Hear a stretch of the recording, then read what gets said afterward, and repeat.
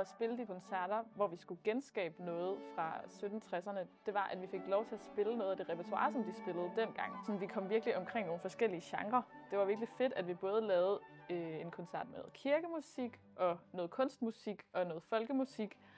Og det med at spille med vores lærere, det gjorde, at vi virkelig sådan kunne dykke ned i og gøre de 3 genrer forskellige. Også sådan, når man spiller rockmusik, at man ligesom laver nogle ornamenter og leger lidt med nogle sjove triller og sådan noget. Og jeg tror virkelig, at jeg selv blev lidt mere modig til at finde på noget nyt af at spille sammen med lærerne. Fordi jeg kunne sådan blive lidt inspireret af, hvad de gjorde, og så dermed finde på noget nyt selv. Så det var virkelig sjovt at få lov til.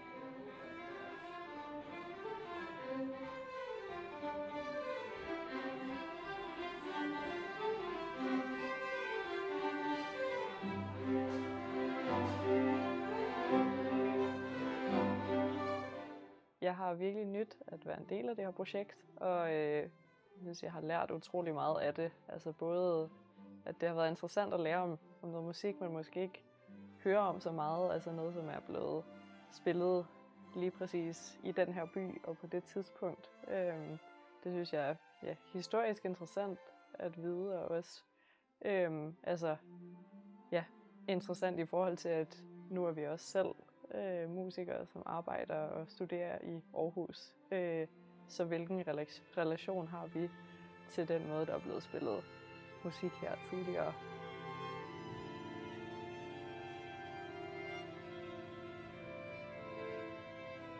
Projektet Stadsmusikanter i Aarhus har været utrolig inspirerende og virkelig sjovt. Vi har arbejdet mest med stadsmusikanter i 1760'erne, og hvordan vi spiller i dag. Jeg synes, vi fik ramt både et bredt publikum, og det gjorde vi ved ikke bare at spille på traditionelle koncertsale eller kirker, men også noget mindre traditionelt, som at spille på en bar. Vi har jo gjort det både som inspiration fra 1760'erne, men man kan vel også reflektere lidt på, hvordan det har været i nutiden. Vi har jo lavet vores meditationskoncert, som jo er lidt mindre traditionelt, og sikkert også et helt andet emne, end man ville have bragt op i 1760'erne.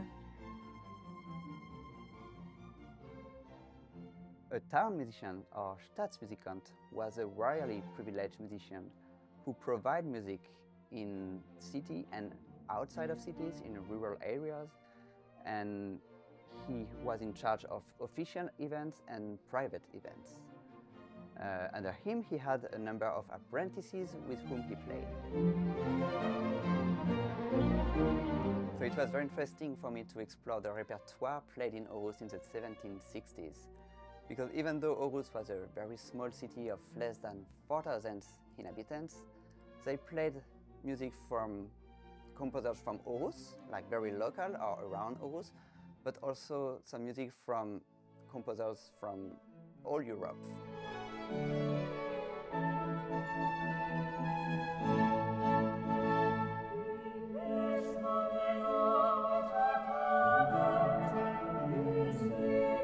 The project, named The Town Musicians of Aarhus, A Tale of Shaping Contemporary Musical Life, is a very interesting project for me. I learned a lot artistically, pedagogically, and historically. The first step of this project was to recreate 4 different reminiscences of musical events held in Aarhus in the 1760s. So in collaboration with 31 students and 4 different teachers at the Academy, Moi, Henrik Brenstrup, Nils Christian Hansen and Frederik Munk Larsen, I organized 4 different concerts to emphasize 4 different aspects of the life of a town musician. We first played in the symphonic saal here in Musikhuset, because that was to present the pedagogical aspect. So that was the perfect place.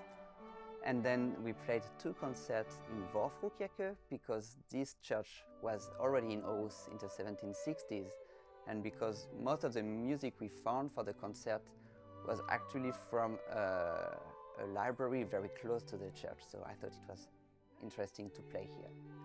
And then we played in Färbar, for the folk music project, and that was just to recreate what could have been done at that time in Aarhus. Sometimes they even played in the streets. That was very festive. So it was about the pedagogical aspect, about the church music, about the art music, as we say, and about the folk music.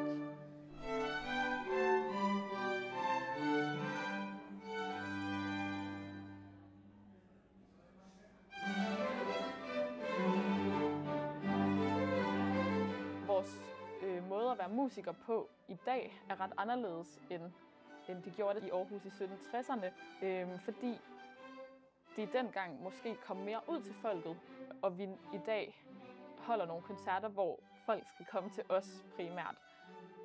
Og det snakkede vi også lidt om i forbindelse med den meditationskoncert, vi lavede i Domen, hvordan vi egentlig kunne komme ud. Og det synes jeg, vi gjorde meget godt, at sådan, det var en ret åben koncert, man bare kunne komme forbi, hvis man var i området og sætte sig ned. Altså sådan, det var ikke nødvendigt at købe en billet, eller det var ikke nødvendigt at vide, hvor det var. Man måtte godt bare komme forbi og sætte sig ned. På den måde, så tror jeg også, måske vi nåede et bredere publikum, nåede ud til nogle mennesker, som måske slet ikke havde hørt om vores koncert, eller vidste noget om, hvem vi var, eller hvad for noget musik vi spillede. Det var egentlig også underordnet, fordi så satte de sig ned og lyttede og blev siddende.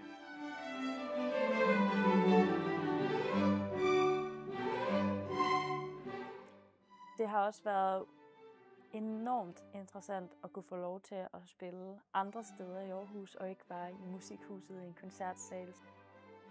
Folkemusik, det er noget, som vi har holdt ved gennem tiden, og det er noget, som mange unge kan sætte sig ind i, og også ældre.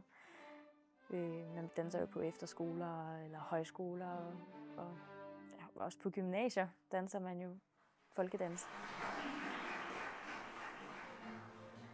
Det er interessant at tænke på, at dengang så havde musikerne her i Aarhus, de havde nogle meget specifikke pligter og opgaver, som de skulle opfylde. Der var meget specifikke situationer, de skulle spille til, eller lejligheder, de skulle spille til. Så det var også interessant at lære noget om, hvordan musikken har været en del af dagligdagen på det tidspunkt, eller mere generelt, hvilken rolle måske musikken og kunsten har spillet i samfundet. Det er altid et stort spørgsmål, og det synes jeg også er et vigtigt spørgsmål at stille sig selv i dag i forhold til det her med, hvilken relevans projektet også har for den måde, vi tænker på som musikere i dag. Vi havde vores lærere en del inden over koncerterne og spillede faktisk en del sammen med dem for at genskabe den her form for sådan mentorproces, som man meget brugte i 1760'erne, altså som stadsmusikanterne sådan brugte som en del af deres oplæringsproces. Og jeg tror, man kommer til at spille bedre selv af at spille med nogen, som er så gode. Og det er virkelig fedt. Og det var mega sjovt at få lov til. Også med sådan forskellige lærere, at de hver især har en forskellig tilgang til det. Det er altid virkelig fedt at opleve. Det har været utroligt dejligt at få lov til at spille sammen med sine lærere. Det er ikke altid, man får lov til det, men altså at Nicolai også har spillet med selv, fordi det giver også virkelig meget, at man så faktisk ser direkte, hvordan ens lærere spiller kammermusik, og det bliver man utrolig inspireret af, synes jeg. Last concert we did was in Domen, the meditative concert. And I think they choose this place because it's a bit unusual to play concerts in cafes, because this is basically a cafe, but with a very interesting social aspect.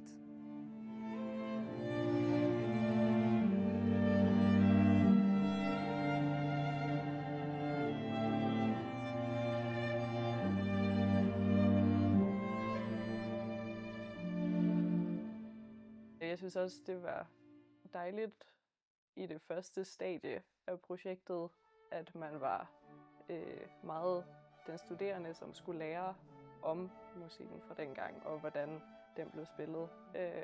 Men også, at vi i det senere stadie, så blev det mere, eller vi blev mere en del af at arrangere den her koncert. Og man fik mere et indblik i alle de praktiske ting, som skal ordnes i forhold til det. Det synes jeg var virkelig dejligt, at det gør også, at det bliver en ekstra speciel følelse, når koncerten faktisk sker, og at det er det sted, vi har forestillet os, og det er den musik, vi har forestillet os vil passe perfekt til lige præcis den her situation. De her koncerter og det her projekt er interessant på mange måder.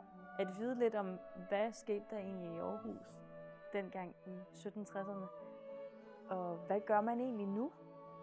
Det at kunne få lov til at ramme et andet publikum, som ikke dukker op til i Musikhuset til koncerterne her, er det jo inspirerende for mig og interessant at kunne få lov til at vise min passion for musikken og vise, hvad vi arbejder med. Og det kan også være en inspiration for dem at lytte til klassisk musik og vide lidt om historien bag det.